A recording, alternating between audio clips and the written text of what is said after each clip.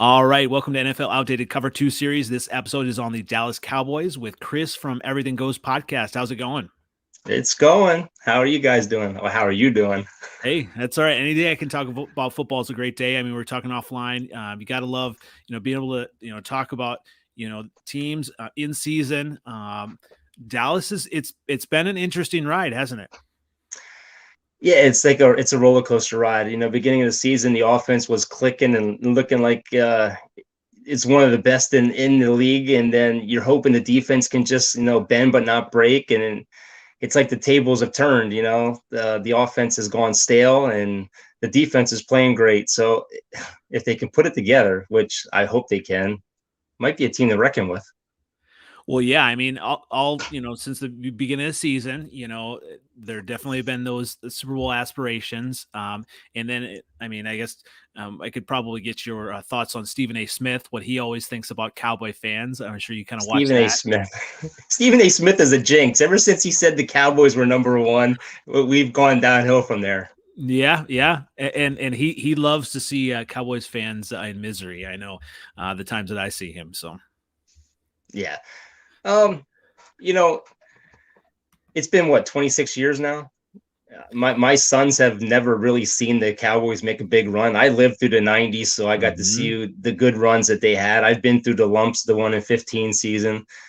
You know, in the beginning of camp this year, I had a feeling, and I kept saying to my other son, my youngest son is a Cowboys fan, my oldest son's a Saints fan, and I kept saying it feels like the 90s all over again, just how things were looking. And if you go back and you look at all my old tweets, everyone was saying, "Oh, the Cowboys defense is going to be horrible." I was saying they're going to be good. The defense is going to be solid. I mean, I said if they're top 10, top 15, we can go far in the playoffs, especially with this offense. yeah, I mean, really, when you kind of look at it, I mean, there have been several standout players on the defense, and let's kind of get into this overreaction game. So I'm gonna give you a statement here, and I'm gonna have you kind of react to it. And speaking of defense, we can kind of start there right away. Overreaction. Micah Parsons is the defensive player of the year. What are your thoughts? Oh, I think he definitely could be easily. I think he's only played so many games at the position he played. I think the last person to win the Defensive Player of the Year and the Rookie Year was Lawrence Taylor. The stats he's putting up as far as pressures, I mean, the guy is a beast. He's got 9.5 sacks in the last 6 games, 12 overall. He's got like 16 pressures, 10 tackles for a loss, 3 forced fumbles. He just said the game's easy to him. I think he very well could be. Yeah. Well, yeah, and it's interesting, just he has, throughout the season, he wasn't even the player that was getting the most hype on the defense either. I mean, Diggs was kind of the one that was getting most of the hype, right? And it's amazing because Diggs has 9 interceptions, but he's given up the most yards in football right now against receivers. I mean, it shows you how aggressive he is, but as a fan, do you like that? I do. I mean, I like when guys are aggressive. I mean, you could get burned. I mean, it happens, but I'm so sick of looking at the Cowboys play like that zone coverage where everything was so loose underneath. These guys would never turn their heads around to get picks. And now you see them actually playing the ball. And we have like 27 turnovers this year. I think 20 interceptions as a team. It's about time. Well, yeah, I mean, you look in the past, and it's kind of just like the Cowboys have had to outscore opponents, and I mean, they're still having to do that, a little bit this year. But having some of these players, on the defensive side that you can count on that are playmakers, that's huge, isn't it? Oh my God, it's huge. And now that we have everyone back, I mean, Neville Gallimore's back, Randy Gregory's back, D Law's back. I mean, he had 5 pressures alone in one game on Sunday. So it's finally, you're seeing it. It's coming together, and the pressure that you're seeing up the middle now, it's making the linebacker. I mean, Van Der Esch had his best game of the season. I mean, you're getting pressure up the middle with Osa and with Gallimore, and they move D-Law on the inside sometimes. So you're going to see a whole different defense now. The numbers are going to start coming around to our favor. I mean, we give up a lot of passing yards, we did, but now that the pressure's back, it's going to change. Well, yeah, I mean, and when it counts, I mean, so you talked about Diggs, and I have another overreaction statement here as well. And I'll just preface this. I am a Bears fan, so here we go. Overreaction. Diggs is the best defensive back in his draft class. Note that Jaylon Johnson from the Bears was picked right before him. I don't know if you knew that. I don't think so. Yeah. I mean, I think I think what he's doing is amazing. I think the 9 interceptions it's overshadowing everything else that he's weak at. I still think he is getting burned a lot on coverage. He still makes bad decisions on the field. Being aggressive is okay, but I mean, there's a couple of plays where he's been burned over the top because he was supposed to follow a guy and he didn't. So I just think at the end of the day, it's only his second year, so he could be something special down the road. So right now, is he the number 1 cornerback on the team? I don't think so. I like Anthony Brown. I mean, Anthony Brown, sure, he had those 4 pass interference calls, but you can get them every week. I just think he's a better coverage. He don't have as many interceptions. I mean, he could have had 3 against the Washington team. I like Anthony Brown's game. I think he's just a better coverage guy. I like Jordan Lewis too. I mean, Jordan Lewis he doesn't get a lot of credit. I think for being undersized, especially in today's NFL. I mean, he holds his own. He a lot of times he's covering tight ends. Oh, and in this day and age with the NFL, that's huge as well. Yeah, comes out of the playoffs. That's definitely what you need. Yeah, I think I was a Byron Jones guy, and everyone ripped him saying he didn't get enough interceptions. I loved him because he took away that side of the field. And I think if Diggs can become that guy, I think Dallas is going to have a solid defense, especially, you're going to need it. You look at who's ahead of us in the playoffs. I mean, you got teams that throw the ball over the place. I mean, Green Bay for one, Tampa Bay for another. The Rams just proved last night they're not a sleeper. So you're going to need good corners and you're going to need a good defense. And I hope Dallas's defense is going in the right direction now with the pieces back. Well, speaking of kind of the playoffs here, this might, I don't want to anger you, but here we go. All right. You ready? Mm-hmm. Yeah. Cowboys will miss the playoffs or lose in the first game. I think they're gonna get into playoffs. Lose the first game, I can see that because as the 4th seed right now, you're looking to play the Rams. I mean, you need to move up. What the Rams did last night, beating Arizona, that opens the door. Dallas could run the table and still get as far as the number 2 seed, which they need to. You can't if and I don't want to say the teams below the Rams are horrible, but I would rather get like a Minnesota or a Philadelphia or a Washington or someone of that caliber than playing the Rams in the first round. And would it matter if it was home or away? I mean, with the Rams? I think if it's home, I think Dallas would be favored by maybe a point, to be honest with you. And I think if we stay at 4th seed, we would get 1 home game. But, that's it. Then you're going to get 1 unless somebody up above you gets upset.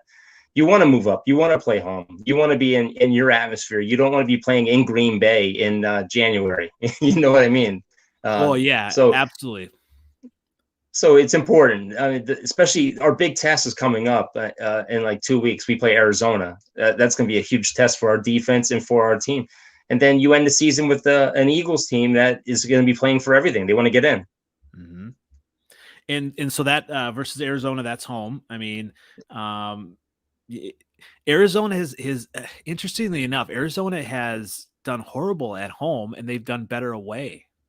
Yeah, but you know what? They have a lot of weapons there, and you have Kyler Murray, who's he's amazing with his legs. He had a bad game last night, but they only lost by a touchdown or something like that. I mean, he had 2 picks, which is unusual for him.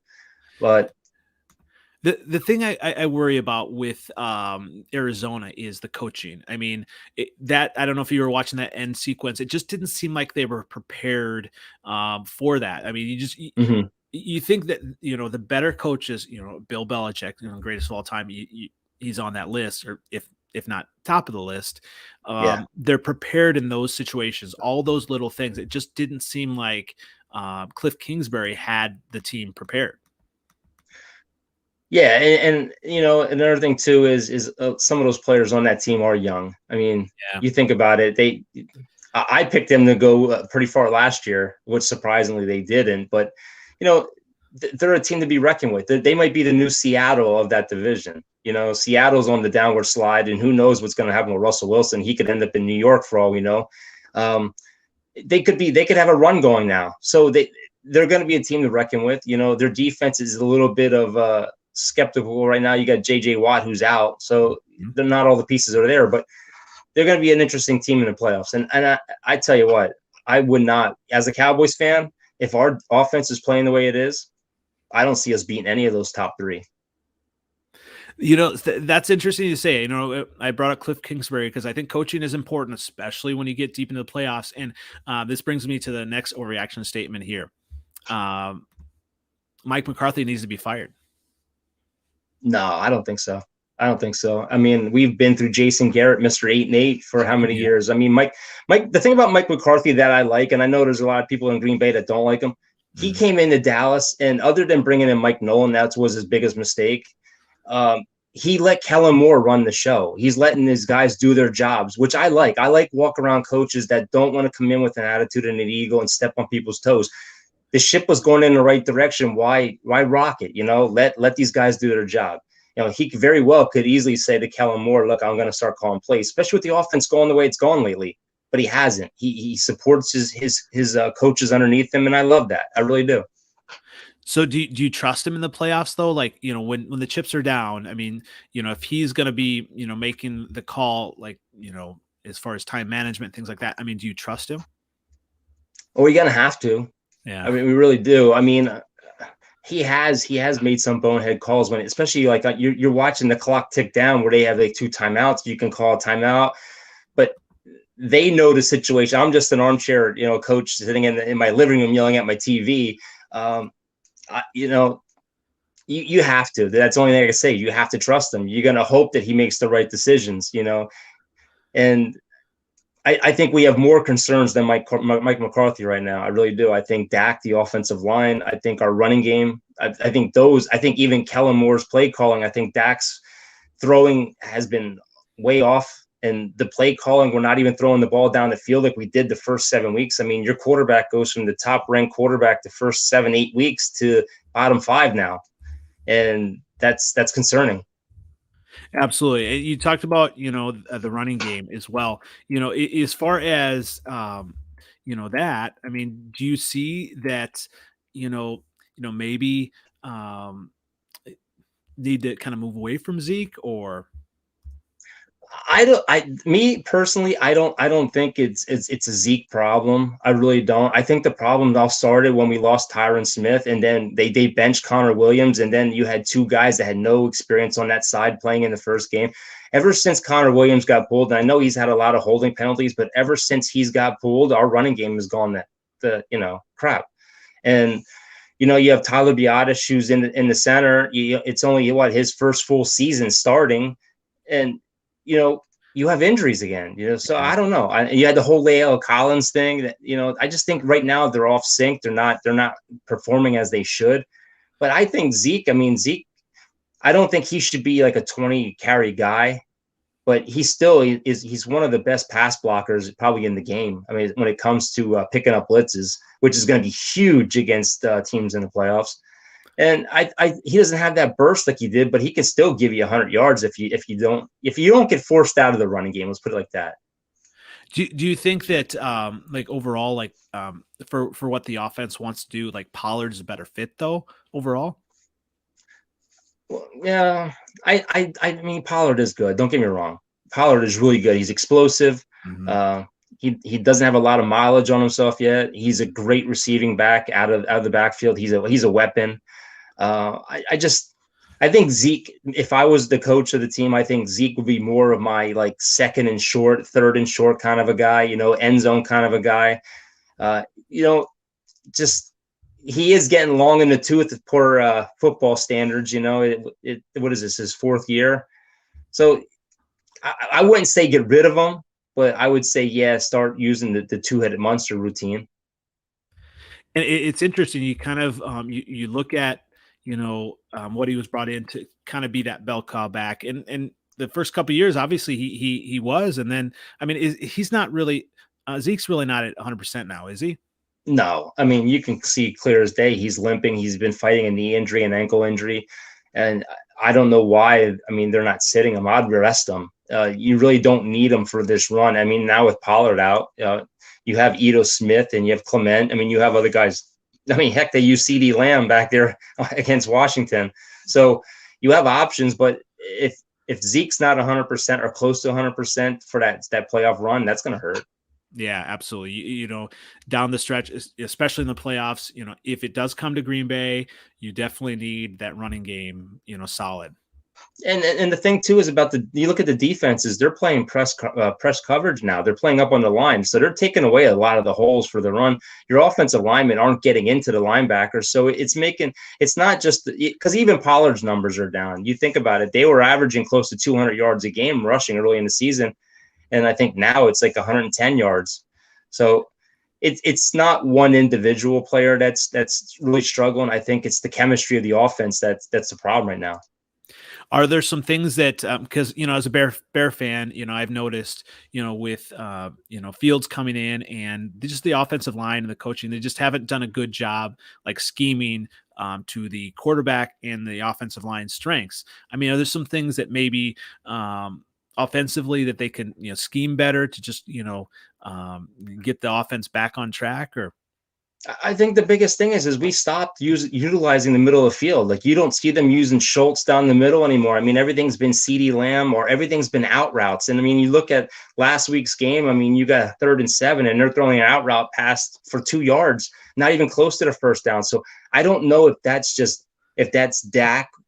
Dak's not right. And they're saying he's healthy. They're saying everything's, but Dak is not right. I mean, you look when he's running, he runs like Jalen Smith. I mean, he has he's got problems, and I don't know if he's afraid to get hit, but something is not right with him right now. His throws are off. He's not throwing on the run like he was doing. So if that doesn't get cleared up, and we can't force that ball with the weapons we have down the field, you're never going to develop a running game. They take that away. They're going to force Dak, knowing Dak can't throw it down the field now. You're going to lose games. That's the biggest thing. Absolutely. Well, and this goes to my next overreaction. Dak is not the answer quarterback because of his slump. Well, I think you just paid him, so you're kind of screwed for the next 4 years. But I mean, if you look at it like this, if we don't go far in the playoffs and you start the season next year and we start off the way he's doing now, you're going to sit back and go, uh-oh, what do we have now? We have a $40+ million quarterback that doesn't look like he can do anything anymore. It could be a problem in the future. It really could be. But I don't think we don't have a backup to carry us. Cooper Rush isn't the guy. So we're in trouble. How does the conversation around his struggles, how does that compare to when Tony Romo was there? Because he seemed to have like a lot of great games, but then kind of some average as well.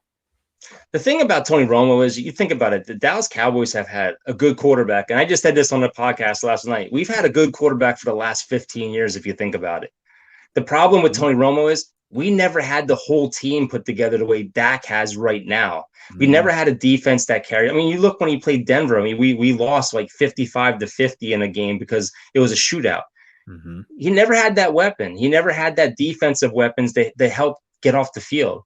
So I feel bad. I'm a huge Tony Romo fan. My son downstairs, he's a Dak Prescott fan. We always butt heads back because I wanted to see Tony Romo go to the promised land and get a ring. Oh, absolutely. But I don't know. Tony, I just wish Tony had another chance. I really do. I wish Tony was here now because it would be, with the weapons that we have, I think it would be a slam dunk. And I'm not just saying that just to say it. I think Tony Romo's smart as a quarterback. He was good with getting away. I mean, we just compared Baker Mayfield to Tony Romo last night. I'm like, oh wow. He reminds me of Tony Romo, how he spins out of trouble and he'll make that aggressive throw. It's either going to be a touchdown or a pick six or something. But I don't know. I don't know what's going on with Dak right now, and that's huge. That's huge. We go as Dak goes, basically. Yeah, and also you kind of look at the wide receivers. They've been injured, COVID, different things like that. I mean, that's you haven't really had the full offense all together. It sounds like just all season. I mean, or maybe I, since the beginning.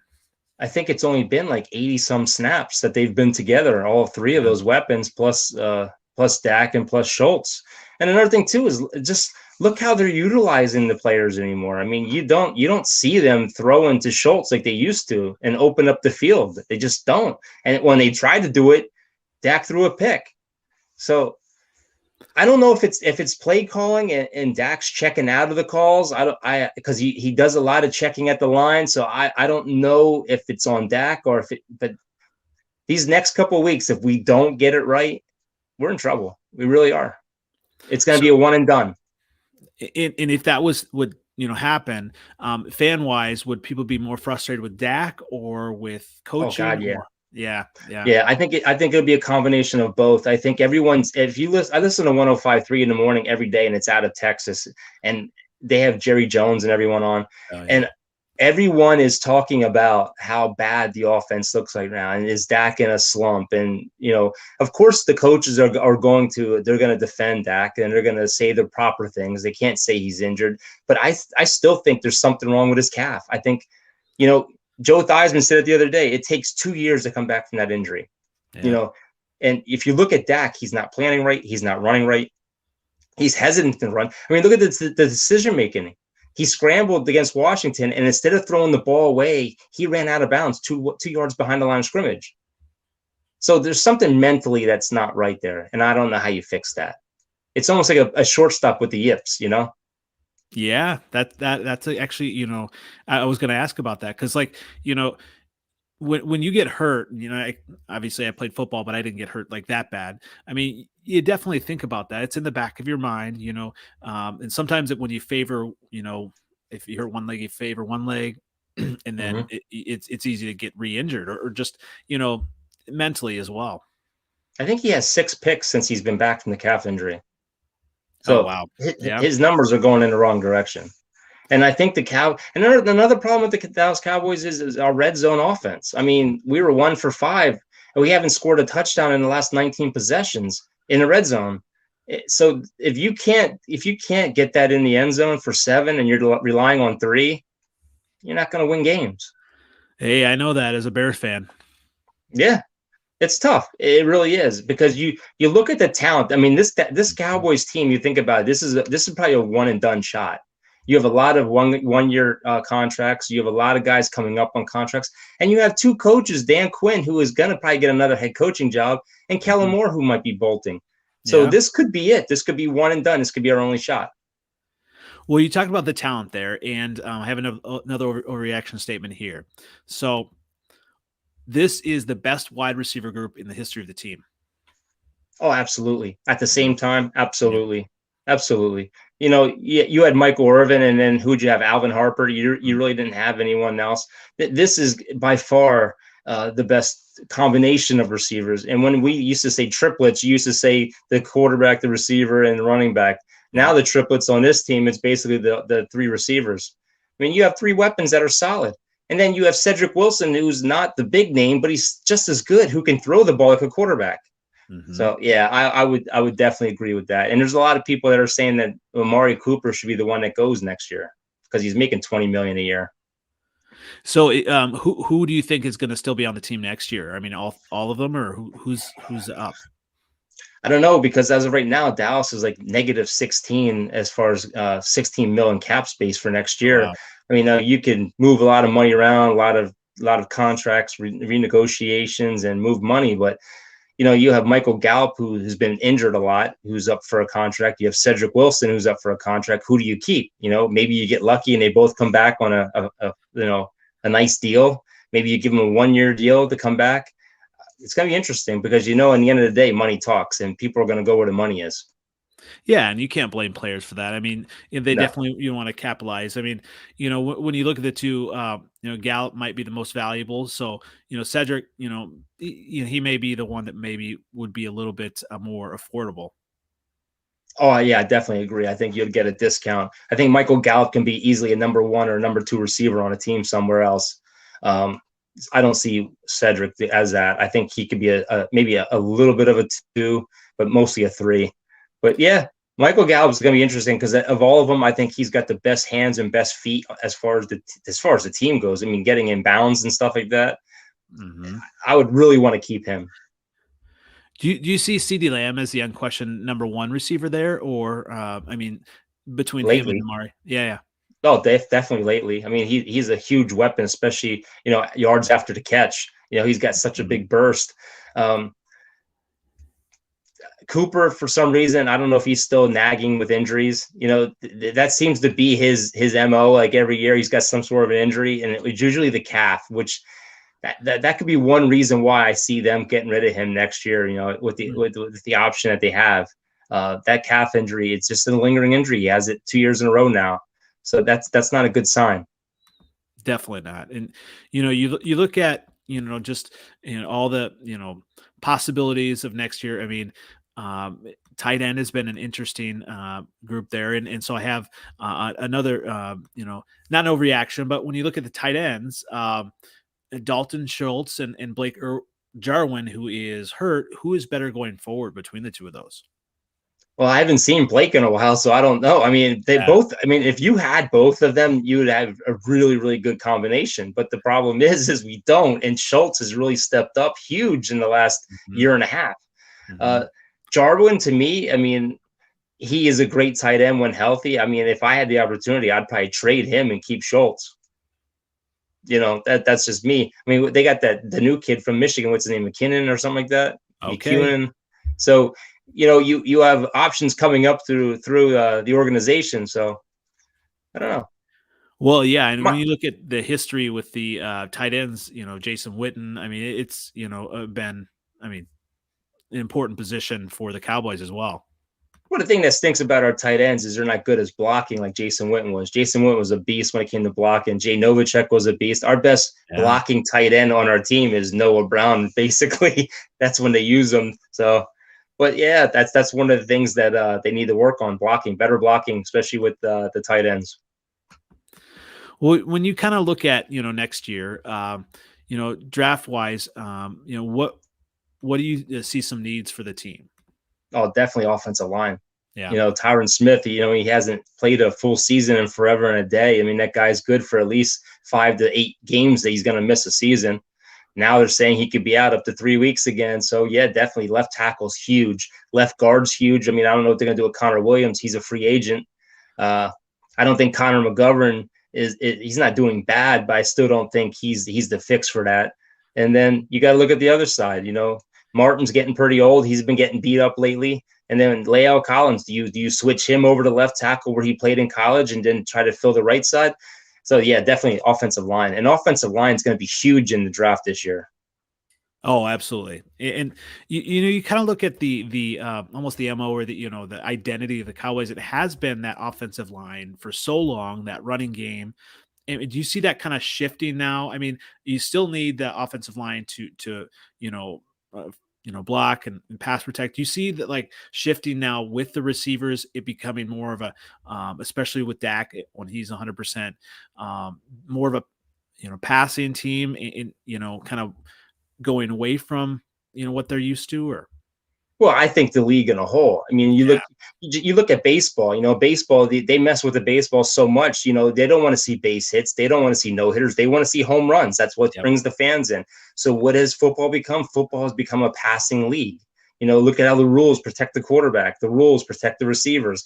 They're making playing defense almost impossible. They want to see 500 yards passing a game. They want to see 6 touchdowns a game. That's what people don't want to see. Running backs, they want to see a running back break one for like 100 yards or something like that, but they don't want to watch a guy get the ball 20 times a game like the 80s and 90s. They want to see this quarterback throw it for 40 times a game. So it is becoming a passing league. Yeah, and you just kind of, Jerry Jones he's definitely kind of ponied up for all that talent, giving Dak the big contract. Do you think he kind of regrets that a little bit, or because he made the comments about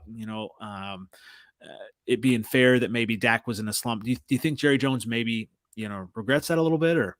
I think, well, Jerry doesn't have much to do with that anymore. That's more Steven and Will McRae. I think those guys, they shot their load. They should have did that 3 or 4 years ago when he only wanted $25 million a year.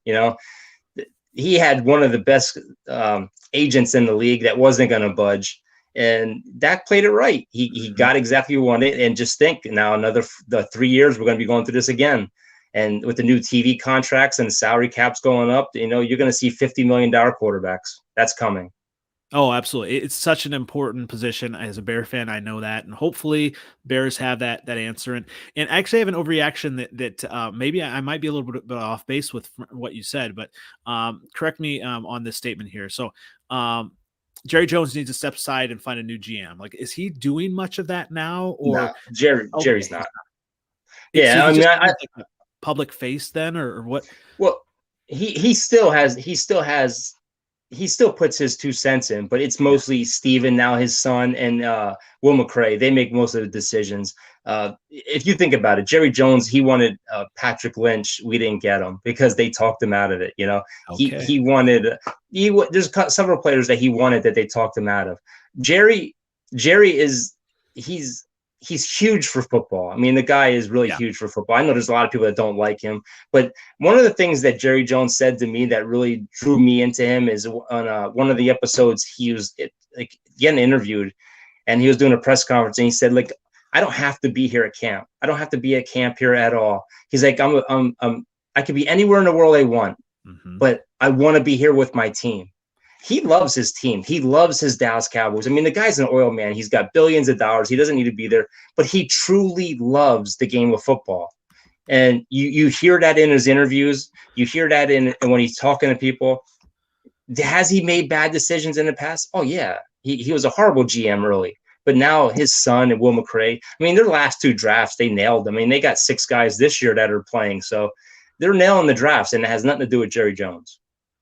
It's so interesting. I mean, he definitely is that face, doing the draft from his yacht and all of that. And so as an outsider, we kind of see that, and you kind of see like, okay, well, is Jerry doing Jerry stuff again? But, it is interesting to hear that, he's not really, making those decisions now. He makes the tie-breaking decision. Let's just put it like that. He'll put his 2 cents in. But you think about it, he wanted Johnny Manziel a couple years ago. That would have been, if we got Johnny Manziel, that would have been the worst day in Cowboys history. So, yeah. I mean, I'm sure at the end of the day, he is the owner of it, but he is stepping back more and more. He has admitted that actually on 105. On 105.3 The Fan, he comes on every Tuesday and every Friday. He comes on and does interviews, which is cool because he actually drops a lot of information that probably Mike McCarthy doesn't want him to drop, but he does. So it's really good. That's good. Yeah, that's interesting. And when you kind of talk about this team as a whole, and looking at maybe this year and then maybe even into the future, what would a Super Bowl mean for the Cowboys? Oh my God, that'd be huge. I mean, you think about it. We had 3 in the 90s. We were the team of the 90s, and we haven't been anything. We've been subpar since. That would be huge. I mean, when was the last time you heard the Cowboys go on any kind of run in the playoffs? We haven't. And there's a lot of Cowboy fans, especially my son, who has never seen a big run in the playoffs. It's exciting, and it's something that we have been waiting for a long time. Look, the Eagles got theirs a couple years ago. It's time for the Cowboys to get theirs. Michigan finally beat Ohio State. We haven't seen that in almost 11 years. So This could be the year. This could be the year that we all come out and celebrate. Well, yeah, I mean, you talk about Jerry, and he really is a master marketer, and the things that he's done. And when you look at the Super Bowl, I mean, you want to see some of the marquee teams there because from a marketing perspective, it's huge. I mean, people are going to watch the Super Bowl, but if the Cowboys are in there, I mean, if you think of even if it's like Patriots Bucks, I mean, those type of big matchups, you want to see those. And if the Cowboys win it, or at least get to it, it's going to be a huge deal.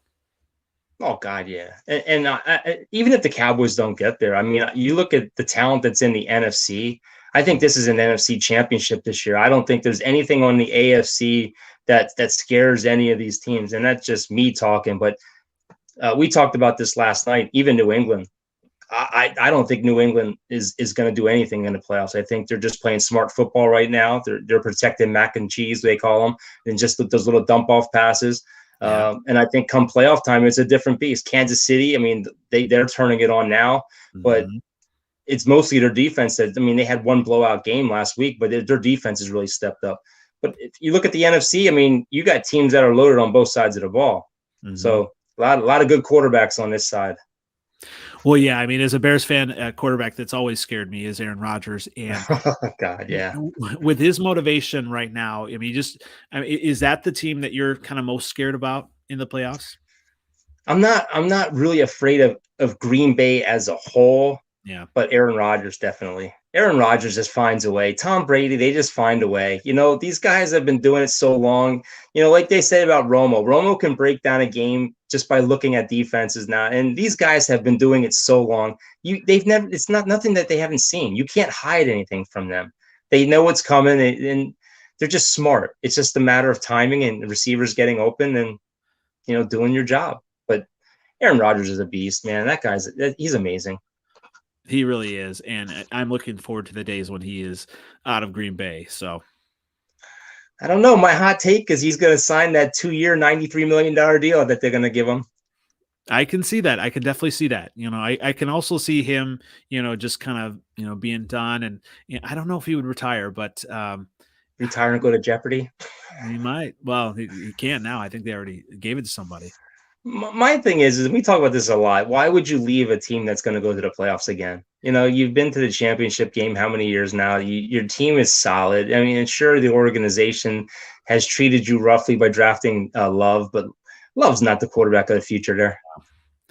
Well, and especially now, the way the defense is playing, because that was the biggest thing, you know, living here in Wisconsin, you know, just hearing that day in and day out that the defensive line was the same, you know, over and over again. They weren't addressing that, and defensively, they're just having a hard time. And now they're playing at a high level, you know. So if he has that defense, and the biggest thing for them will be Devontae Adams, you know, if they can afford, you know, him there. I mean, because the thing is, I mean, receiver wise, that's really all they have, you know. So when you look at Green Bay, I mean, you're scared of Aaron Rodgers, but you're right. Yep. That's it. I mean, you could always double Devontae over the top with a safety. So you take that away, and then you're going to force him to throw to Lazard or whatever his name is, and that's it. So you can beat them. But I mean, you look at a team like Tampa Bay. Tampa Bay has multiple receivers there: Godwin, Evans, and Antonio Brown. If he comes back, I'm not sure if they're going to cut him or not.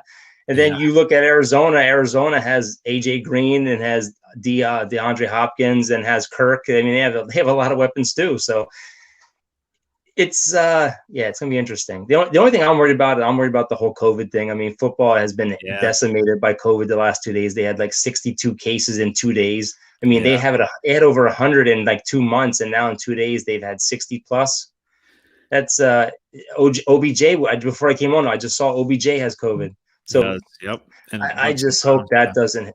I hope that doesn't, you know, destroy after a long season, destroy the playoffs. Yeah, it is a really, you know, important time, and that's you definitely.